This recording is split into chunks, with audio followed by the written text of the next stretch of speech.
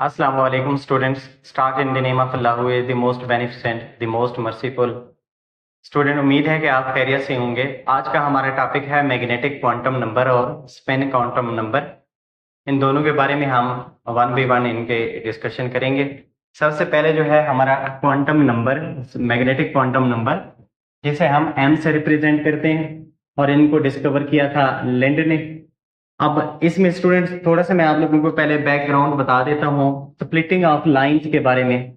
अब सबसे पहले जो हमारे पास इस तरह का डिस्प्ले होता है उसको हम किसका नाम देते हैं? स्पेक्ट्रम का नाम देते हैं। और उस स्पेक्ट्रम के अंदर जो लाइंस आती हैं उनको हम स्पेक्ट्रल लाइंस का नाम देते हैं। और वो स्पेक्ट्रल लाइंस जो है वो शेल को रिप्रेजेंट करती हैं, यानी कि कोई भी शेल उसको स्पेक्ट्रल लाइन रिप्रेजेंट करेगी।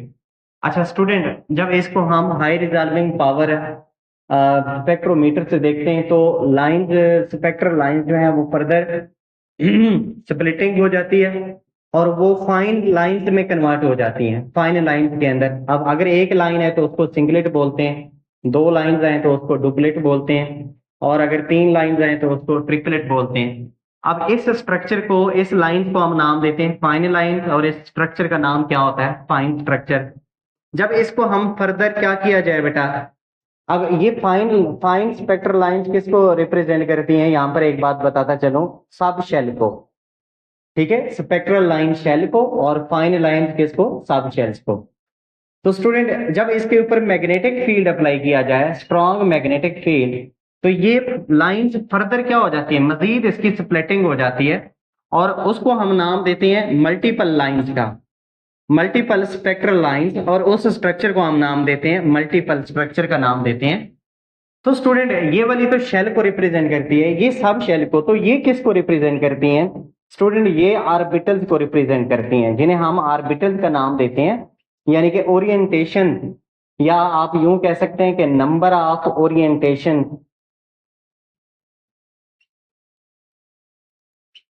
नंबर ऑफ ओरिएंटेशंस को रिप्रेजेंट करती हैं।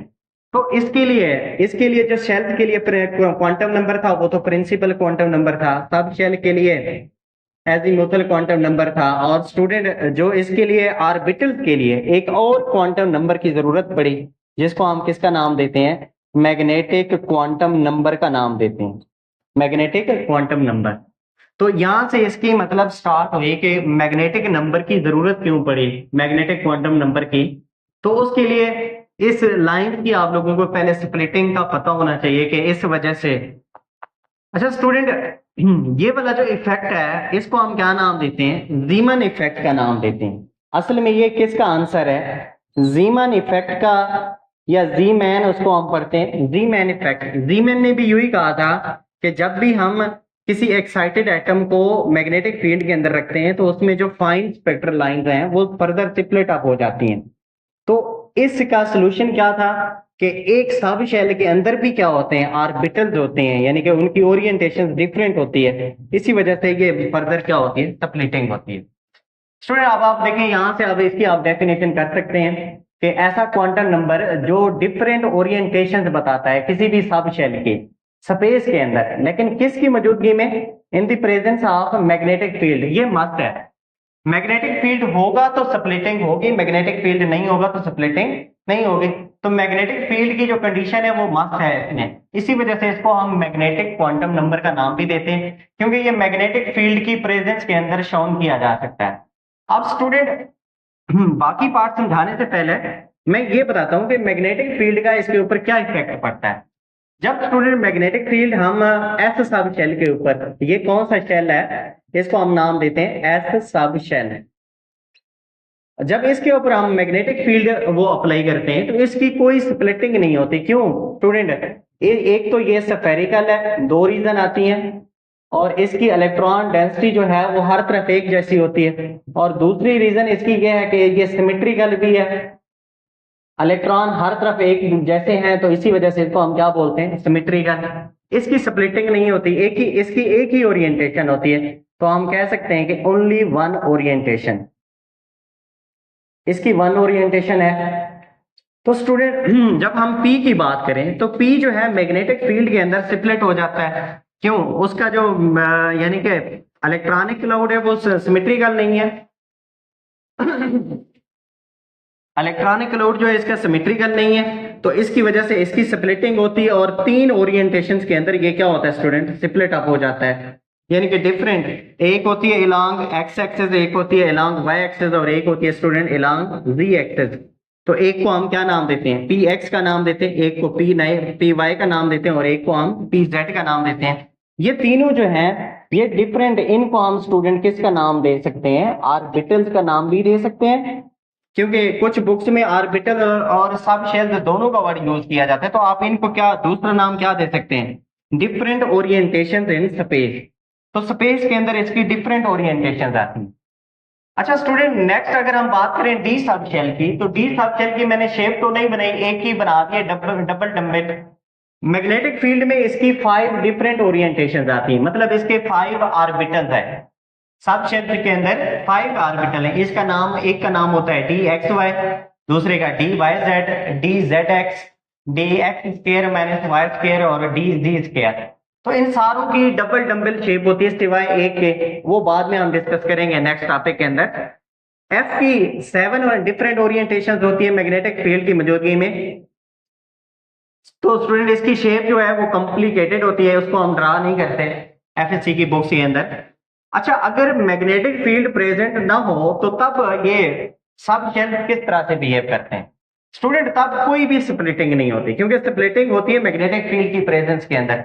अगर मैग्नेटिक फील्ड नहीं होगा तो स्प्लिटिंग भी नहीं होगी, और सारे के सारे जो ऑर्बिटल्स हैं वो एक ही जगह पे होंगे, ग्रुप्ड टुगेदर एक जगह पे, और उनकी सारों की एनर्जी भी क्या होगी, सेम होगी। लेकिन मैग्नेटिक फील्ड के अंदर ऐसा नहीं होता, उनकी स्प्लिटिंग भी हो जाती है, यानी कि सेपरेशन भी हो जाती है एक दूसरे से, यानी कि एक्स वाला अलग हो जाता है, वाई वाला अलग हो जाता है, जी वाला क्या हो जाता है, सेपरेट हो जाता है। यहाँ पर कोई सेपरेशन नहीं होती, नो सेपरेशन, सारे के सारे एक जगह पे होते हैं, ग्रुप्ड टुगेदर तीनों के तीनों, और सारों की एनर्जी भी क्या होती है, सेम होती है। ऐसे ऑर्बिटल्स को जो एक जगह पे हों और जिनकी एनर्जी क्या हो स्टूडेंट, सेम हो, उनको हम क्या नाम देते हैं, डीजेनरेट ऑर्बिटल्स का नाम देते हैं, डीजेनरेट ऑर्बिटल्स का नाम देते हैं। और पी ऑर्बिटल स्टूडेंट कौन सा है, 3 फोल्ड डीजेनरेट। अगर हम पी की बात करें तो ये क्या है स्टूडेंट, 3 फोल्ड है, 3 फोल्ड डीजेनरेट। अब अगर डी की बात करेंगे तो वो कौन सा होगा, 5 फोल्ड होगा, 5 फोल्ड डीजेनरेट। अगर एफ की बात करेंगे तो वो क्या होगा स्टूडेंट, 7 फोल्ड डीजेनरेट। अब 7 फोल्ड क्यों कहते हैं, क्योंकि एक दूसरे के ऊपर आ जाते हैं, एक ही जगह पे आ जाते हैं। जैसे पी वाले तीनों एक ही जगह पे होंगे, उनकी एनर्जी भी बराबर होगी और वो एक दूसरे के साथ ग्रुप्ड होंगे, तो उसको हम क्या नाम देंगे, डीजेनरेट। लेकिन जब इसके ऊपर मैग्नेटिक फील्ड आएगा तो ये एक दूसरे से क्या हो जाएंगे, सेपरेट हो जाएंगे, तो इनकी ओरिएंटेशन डिफरेंट हो जाएगी। अगर ये अलोंग एक्स एक्सिस है, ये वाई एक्सिस, तो ये वाला तीसरा जो होगा वो अलोंग क्या होगा, जी एक्सिस होगा। तो 3 डिफरेंट आपको पता है एक्सिस होते हैं, एक्स एक्सिस, वाई एक्सिस और जी एक्सिस, तो तीनों की ओरिएंटेशन डिफरेंट हो जाएगी in the presence of magnetic field. लेकिन एब्सेंस ऑफ मैग्नेटिक फील्ड सारे एक ही जगह पे होंगे, जिसको हम क्या नाम देते हैं, फोल्डिंग का नाम भी देते हैं। तो 3 फोल्ड, 5 फोल्ड और 7 फोल्ड। तो स्टूडेंट आप इस क्वांटम नंबर का दूसरा नाम क्या है, इसको हम ओरिएंटेशन नंबर भी कहते हैं। क्यों स्टूडेंट, ये हमें डिफरेंट ओरिएंटेशन के बारे में बताता है, इसी वजह से इसका दूसरा नाम क्या है, ओरिएंटेशन क्वांटम नंबर। अगर स्टूडेंट हम इसकी वैल्यू की बात करें तो इसकी वैल्यू स्टार्ट होती है इंटीजर, सारे के सारे integer, 0 plus minus 1 plus minus 2 plus minus 3 up to so on plus minus L तक। तो स्टूडेंट इसकी वैल्यू, इसको बाद हम एम एल से भी रिप्रेजेंट करते हैं। क्यों, क्योंकि इसकी वैल्यू जो है वो एल के ऊपर रिप्रेजेंट करती है। अब इसमें नंबर ऑफ वैल्यूज इसकी कितनी आएंगी, 2l प्लस 1। तो स्टूडेंट अगर आप एस में देखना चाहें कि एस में एम की कितनी वैल्यूज आती हैं, तो आपको पता है कि एस के लिए एल की वैल्यू 0 होती है, प्लस 1 करें तो जवाब कितना आएगा, 1 ओरिएंटेशन, यानी कि एक वैल्यू आएगी उसके लिए। अगर स्टूडेंट यहाँ पर एल की जगह पे 1 पुट करें तो ये 2 प्लस 1 आ जाएगा, उसके लिए 3 वैल्यूज आएंगे। वो कौन कौन से आएंगे वो बाद में हम डिस्कस करते हैं। अगर यहाँ पर आप 2 पुट करेंगे तो 5 वैल्यूज आएंगे, अगर यहाँ पर 3 पुट करेंगे तो 7 वैल्यूज आएंगी। तो स्टूडेंट इसकी वैल्यू हम कैसे कैलकुलेट करते हैं, इसकी वैल्यू स्टार्ट होती है -l से लेकर +l तक। इसका क्या मतलब है, इसका मतलब यह है स्टूडेंट, अगर आपका L3 है तो m की वैल्यू -3 से शुरू होगी +3 तक। इस दरमियान जितनी भी वैल्यूज आती हैं, -2 वो भी शामिल होगी, -1 भी शामिल होगी, 0 भी शामिल होगा, +1 भी शामिल होगा और +2 भी इसमें शामिल होगा। अगर L की वैल्यू 2 है स्टूडेंट, तब m की वैल्यू मिनिमम कितना होगी, -2, ठीक है, -L यानी कि -2 हो जाएगा, और मैक्सिमम वैल्यू कितनी होगी स्टूडेंट, +2। दरमियान वाली आप खुद निकाल सकते हैं। -2 से बड़ी कौन सी होती है, -1, -1 से बड़ी 0, 0 से बड़ी +1 और +1 से बड़ी क्या होती है स्टूडेंट, +2। अगर L की वैल्यू स्टूडेंट 1 हो तो उसके लिए भी आप निकाल सकते हैं। L कहां से शुरू होगा, m की वैल्यू कहां से शुरू होगी, -L से +L तक, तो -1 से शुरू कर लें, -1 0 इंटू क्या आ जाएगा, +1। तो स्टूडेंट S में अगर L 0 होगा तो उसके लिए m की वैल्यू कितनी आएगी, m की वैल्यू 0 ही आएगी, क्योंकि -0 से +0 बात तो एक ही है, उसकी भी एक आएगी। तो स्टूडेंट L जब 0 होगा तो उसकी एक ओरिएंटेशन आएगी और वो एक वैल्यू आएगी, जिसे हम क्या नाम देते हैं, 0 का नाम देते हैं। 0 मीन एक ओरिएंटेशन है, S की एक ही ओरिएंटेशन होती है। जब L 1 होगा कौन सा सब शेल होगा, P सब शेल, और उसकी कितनी वैल्यूज आएंगी, 3, -1 0 +1, 3 वैल्यूज आती हैं, ठीक है, along x axis, along y axis, along z axis. जब स्टूडेंट L2 होता है उस वक्त कौन सा सब शेल होता है, D की कितनी m की वैल्यूज आती हैं, 5, इसका मतलब है D की कितनी ओरिएंटेशन है, 5। और जब L3 आता है तो वो F सब शेल है और उसकी कितनी वैल्यूज आती हैं, 7, और उसकी मतलब 7 का मतलब यह है कि उसकी 7 ओरिएंटेशन। जितनी वैल्यूज आएंगी उतनी ओरिएंटेशन होंगी। अब स्टूडेंट माइनस वाली ओरिएंटेशन क्या रिप्रेजेंट करती हैं, प्लस वाली ओरिएंटेशन क्या रिप्रेजेंट करती हैं, और जीरो किसको रिप्रेजेंट करता है। जीरो का मतलब यह है कि स्टूडेंट जो ऑर्बिटल है ना, वो मैग्नेटिक फील्ड के क्या है, परपेंडिकुलर है, ना मैग्नेटिक फील्ड के अलाइन हो रहा है ना उसके अपोजिट जा रहा है, बिल्कुल परपेंडिकुलर है। तो इसको क्या कर रहा है स्टूडेंट, कैंसल आउट, इसकी वैल्यू क्या लेंगे हम, 0 लेंगे।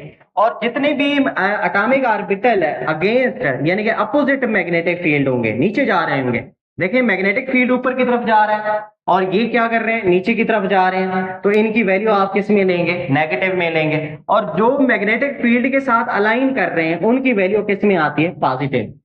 तो स्टूडेंट कोई भी एटॉमिक ऑर्बिटल है उसकी दो पॉसिबिलिटीज हो सकती हैं, या तो वो इलॉन्ग द मैग्नेटिक फील्ड ओरिएंटेशन करेगा, ओरिएंटेड होगा, या अपोजिट द मैग्नेटिक फील्ड क्या होगा, ओरिएंटेड होगा। तो इसी वजह से जो अगेंस्ट द मैग्नेटिक फील्ड आते हैं उनकी वैल्यू नेगेटिव, और जो इलॉन्ग द मैग्नेटिक फील्ड होते हैं उनकी वैल्यू पॉजिटिव। तो स्टूडेंट आखिरी पॉइंट इसका, मैक्सिमम नंबर ऑफ इलेक्ट्रॉन किसी भी ऑर्बिटल्स के अंदर कितने हो सकते हैं, तो maximum number of electron orbitals के अंदर 2 आते हैं। तो स्टूडेंट पी के 3 ऑर्बिटल्स होते हैं, तो सारों में 2-2 इलेक्ट्रॉन होते हैं, इसमें भी 2, इसमें भी 2, इसमें भी 2, टोटल इलेक्ट्रॉन कितने हो गए, 6। डी के 5 ऑर्बिटल्स होते हैं, इसमें भी 2 इलेक्ट्रॉन, इसमें भी 2, इस सारों में 2-2 अगर करें तो इसमें कितने इलेक्ट्रॉन बनेंगे, 10 इलेक्ट्रॉन। डी के 7 ऑर्बिटल्स होते हैं, एफ के सॉरी, तो उसमें सारों में 2-2 इलेक्ट्रॉन आएंगे, तो कितने टोटल इलेक्ट्रॉन बचेंगे स्टूडेंट, होंगे 14 इलेक्ट्रॉन। यानी कि नंबर ऑफ ऑर्बिटल्स को अगर आप 2 से मल्टीप्लाई करते हैं, 2 से, तो उसमें आप क्या आ जाता है, नंबर ऑफ इलेक्ट्रॉन्स आ जाते हैं। डी के एफ के 7 ऑर्बिटल्स हैं, 2 से मल्टीप्लाई करेंगे तो नंबर ऑफ इलेक्ट्रॉन्स आ जाएंगे। डी के 5 हैं, 5 को 2 से मल्टीप्लाई करेंगे तो नंबर ऑफ इलेक्ट्रॉन्स आ जाएंगे। तो मैक्सिमम किसी भी एटॉमिक ऑर्बिटल्स में 2 इलेक्ट्रॉन आ सकते हैं, मैक्सिमम, एक भी आ सकता है, 0 भी आ सकता है। अगर 0 इलेक्ट्रॉन होंगे तो उसको हम क्या नाम देंगे, एम्प्टी एटॉमिक ऑर्बिटल। अगर 1 इलेक्ट्रॉन होगा तो उसको हम क्या नाम देंगे, हाफ फिल्ड एटॉमिक ऑर्बिटल।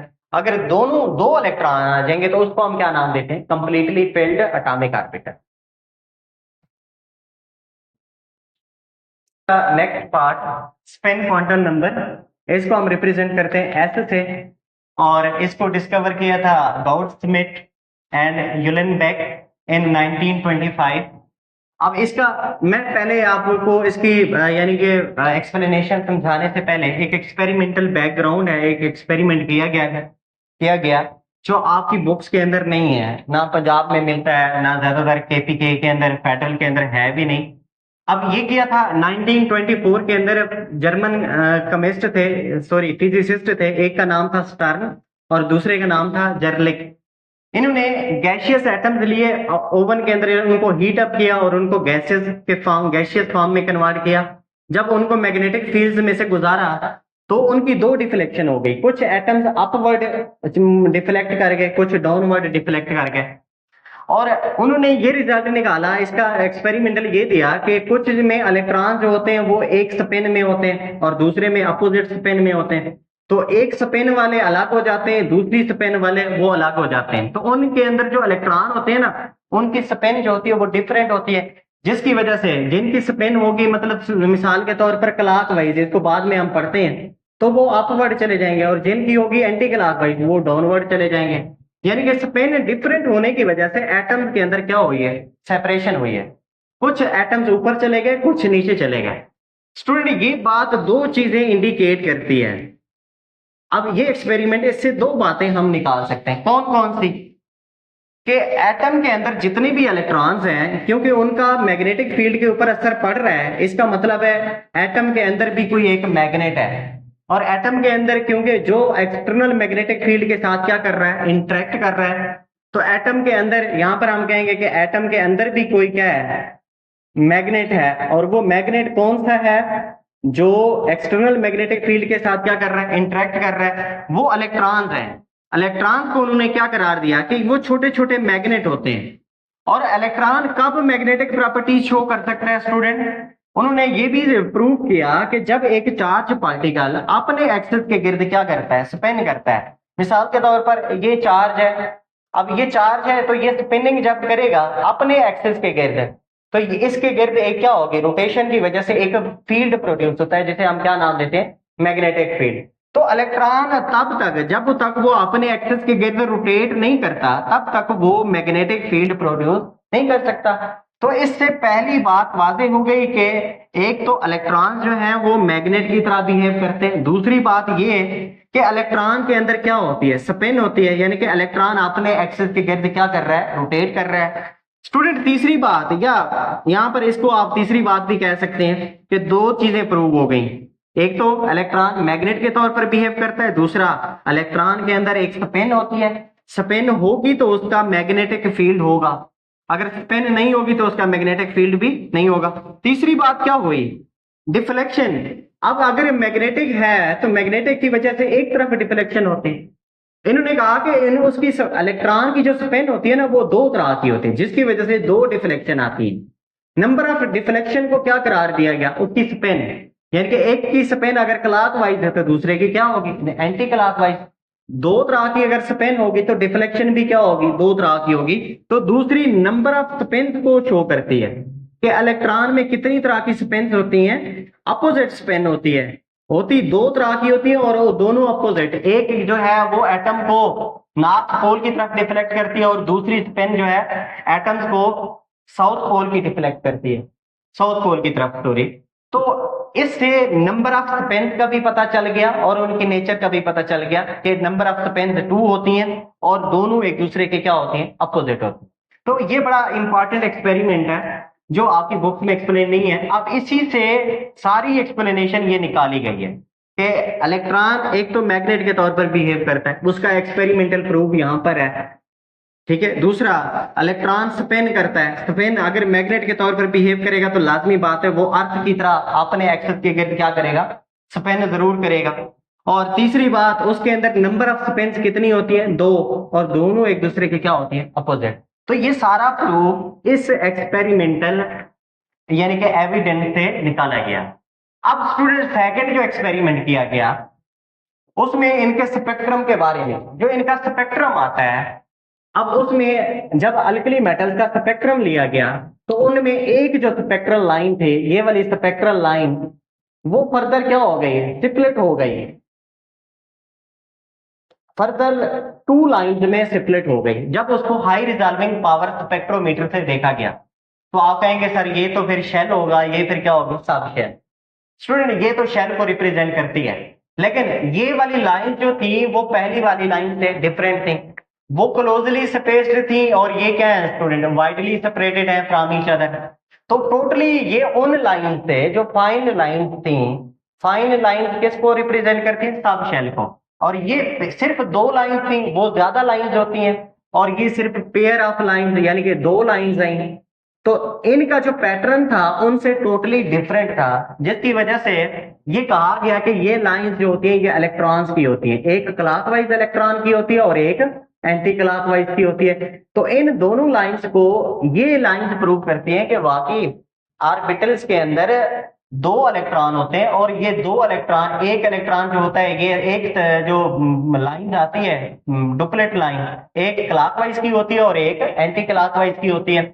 इस पेयर ऑफ लाइन को इसी वजह से हम क्या कहते हैं स्टूडेंट, डुप्लेट लाइन स्ट्रक्चर का नाम देते हैं। डुप्लेट मीन टू, यानी कि पेयर ऑफ लाइन, दो लाइंस आती हैं और इसको डुप्लेट ऑफ लाइन। स्टूडेंट अब आपको डेफिनेशन आसान लगेगी, तो ये इसके लिए फिर स्पिन प्रूव जब हुई कि इलेक्ट्रॉन वाकई स्पिन करता है, तो उसके लिए एक और क्वांटम नंबर की जरूरत पड़ी, फोर्थ क्वांटम नंबर, जिसको हम क्या कहते हैं, स्पिन क्वांटम नंबर, जो इलेक्ट्रॉन की स्पिन के बारे में बताता है। स्टूडेंट अब इलेक्ट्रॉन की जो रोटेशन है ना वो दो तरह की होती है। एक तो होती है अराउंड न्यूक्लियस, जिसको हम क्या नाम देते हैं, रेवोल्यूशन का नाम देते हैं। जो न्यूक्लियस के गिर्द ये रोटेट करेगा उसको हम क्या नाम देंगे, रेवोल्यूशन। लाइक अर्थ, अर्थ एक प्लेनेट है जो सन के गिर्द क्या कर रही है, रिवॉल्व कर रही है, उसको हम क्या नाम देते हैं, रेवोल्यूशन। स्टूडेंट अर्थ अपने एक्सिस के गिर्द भी क्या कर रही है, रिवॉल्व कर रही है, जस्ट लाइक इलेक्ट्रॉन। इलेक्ट्रॉन भी इसी तरह अर्थ की तरह क्या कर रहा है, अपने एक्सिस गिर्द भी क्या कर रहा है, रोटेट कर रहा है। उस रोटेशन को हम क्या नाम देते हैं, सेल्फ रोटेशन का नाम देते हैं। तो दो तरह की रोटेशन है, जैसे अर्थ की दो तरह की रोटेशन है, रेवोल्यूशन भी करती है, सेल्फ रोटेशन भी करती है। सेम इलेक्ट्रॉन न्यूक्लियस के गिर्द रिवॉल्व भी करता है, अपने एक्सिस के गिर्द क्या करता है स्टूडेंट, रिवॉल्व करता रहता है, यानी कि खुद भी रोटेट हो रहा है अपने एक्सिस के गिर्द भी, और न्यूक्लियस के गिर्द भी क्या कर रहा है, रिवॉल्व कर रहा है। तो दो तरह की रोटेशन होती है। तो स्टूडेंट अब इसकी अगर दो तरह की रोटेशन होती है, तो एक रोटेशन को हम नाम देते हैं एंटी क्लॉकवाइज और दूसरी को हम नाम देते हैं क्लॉकवाइज।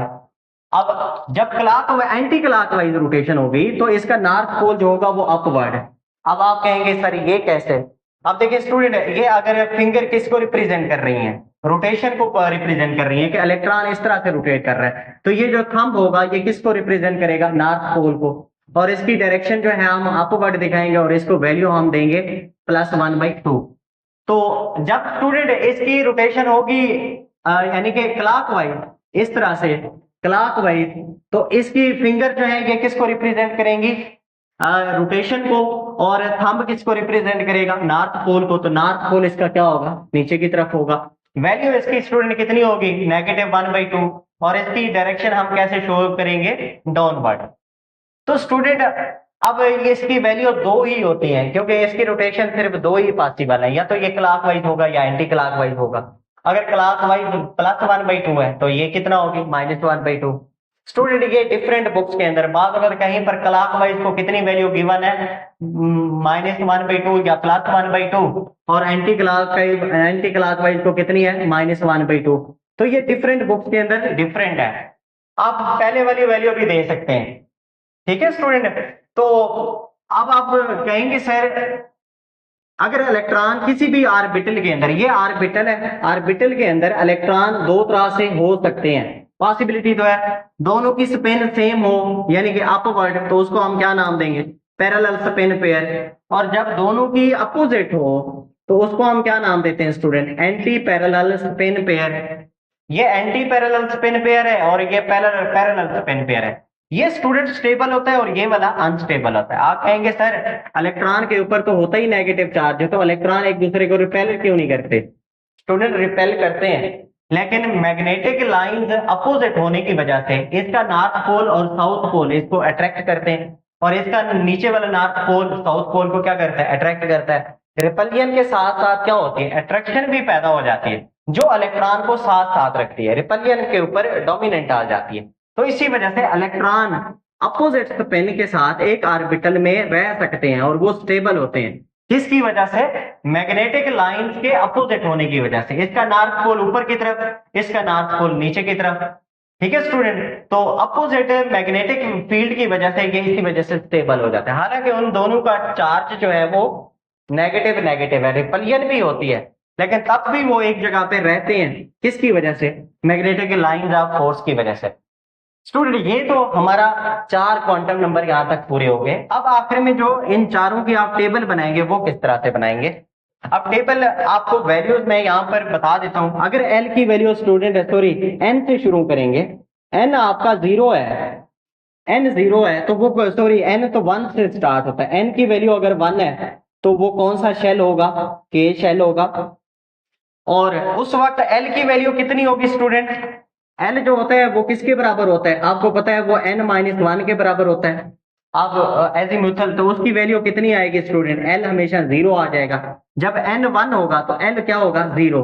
एल जब 0 होता है वो कौन सा सब शेल होता है? एस सब शेल होता है, एस सब शेल। तो n की वैल्यू अगर आपके पास गिवन हो तो आप l की निकाल सकते हैं। अगर स्टूडेंट l की वैल्यू गिवन हो तो फिर उससे आप किसकी निकाल सकते हैं? m। जब l की वैल्यू 0 होती है तो m आपको पता है -l से +l होता है। तो यानी कि l 0 है तो m भी क्या होगा? 0। यानी कि 0 किसको रिप्रेजेंट कर रही है कि s की कितनी होती है? 1 ओरिएंटेशन होती है, यानी कि उसका 1 ऑर्बिटल होता है। यूं शॉर्टकट अगर कहूं ना तो इसका एक ही ऑर्बिटल होता है। एक ऑर्बिटल के अंदर मैक्सिमम इलेक्ट्रॉन कितने आ सकते हैं? एक ही ऑर्बिटल के अंदर 2 मैक्सिमम इलेक्ट्रॉन आ सकते हैं। और एक की जो रोटेशन होगी वो क्लॉकवाइज होगी +1/2 और दूसरे की क्या होगी स्टूडेंट? -1/2। तो इस तरह से आप पूरी टेबल ड्रा कर सकते हैं। अच्छा एक और मैं आप लोगों को सेकंड वाली एग्जांपल दे देता हूं। जब मिसाल के तौर पर n कितना होता है स्टूडेंट? 2 होता है। n या 3 मैं ले लेता हूं, n3 ले लेता हूं। अब l की वैल्यू कितनी होगी? ये शेल कौन सा होगा? जब n3 होगी तो ये कौन सा होगा स्टूडेंट? KLM। तीसरे नंबर पे कौन सा होता है? M shell. तो आपको शेल का नाम आना चाहिए कि ये कौन सा शेल है? M शेल है। n की वैल्यू 3 है। अब इसमें l की वैल्यू कितनी होगी स्टूडेंट? l की वैल्यू n से 1 कम होती है तो वो उसकी मिनिमम कितना होगी स्टूडेंट? 2 और साथ में क्या होगी? 1 भी होगी और साथ में क्या होगी? 0।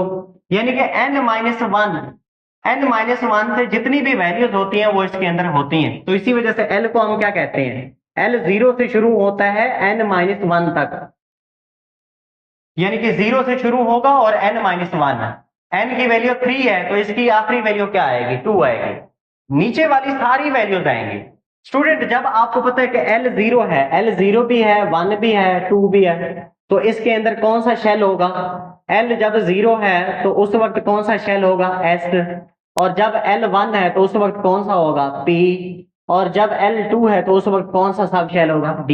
सब शेल के नाम भी आने चाहिए। जब l की वैल्यू आपको आती है ना तो सब शेल के नेम भी आने चाहिए। अब स्टूडेंट अब अगर l की वैल्यू 0 है तो m की वैल्यू कितनी होगी स्टूडेंट? वो 0 होगी। अब जब l की वैल्यू स्टूडेंट 1 आती है तो m की वैल्यू आपको पता है कहां से शुरू होती है?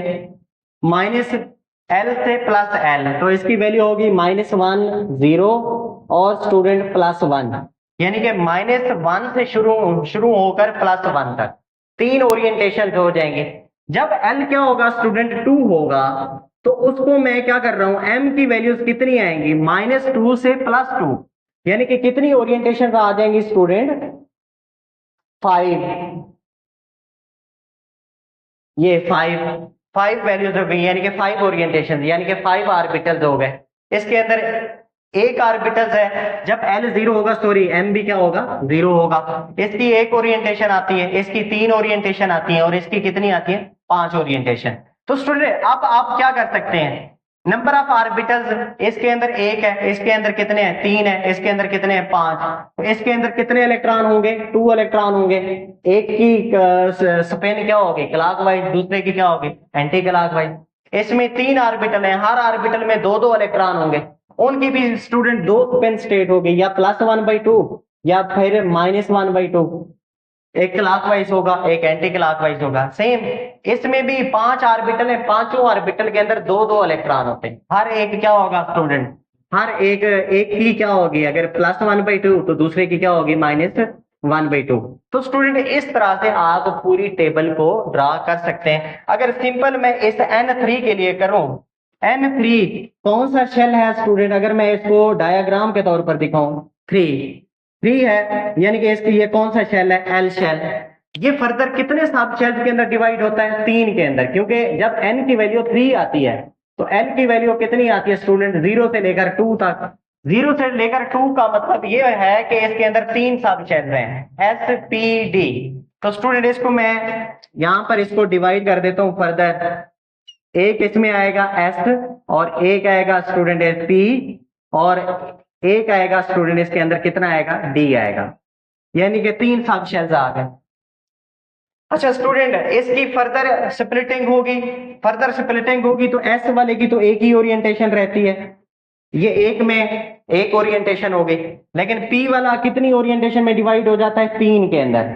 तो इसकी कुछ डायग्राम यूं आ जाएगी, 3 के अंदर, ये एक से क्या बन गया, 3। और डी वाले की कितनी ओरिएंटेशन डिवाइड हो जाती है स्टूडेंट, 5। तो वो कितने में डिवाइड हो जाएगा स्टूडेंट, 5, 1 2 3 4 और 5।